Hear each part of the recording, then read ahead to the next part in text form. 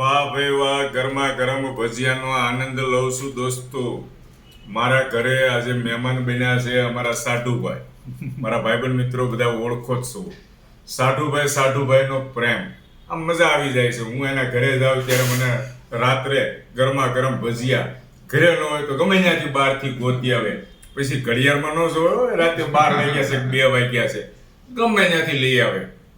અને આજે ઘરે 2-3 જાતના ભજીયા બનાવ્યા છે. આ મેથીના, મકાઈના અને ત્રીજા બટેટા પૂરી તળાય છે સામે. રેસ્ટોરન્ટમાંથી આવે છે ગરમા ગરમ. બંને રસોઈયા તૈયાર છે એકદમ અને ગરમા ગરમ જમાડે છે.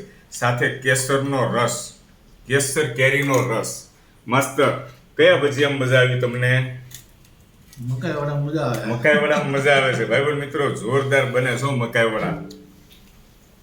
હું તો અવારનવાર ઘરે મકાઈ વડા ખાવાનું પસંદ કરું છું. બટાટા પૂરીમાં આપણે બહુ રસ નહીં, એ તો છોકરાઓ ખાય. હે શરમાવાનું નથી, ઝપટ બોલાવો. ઝપટ. હા,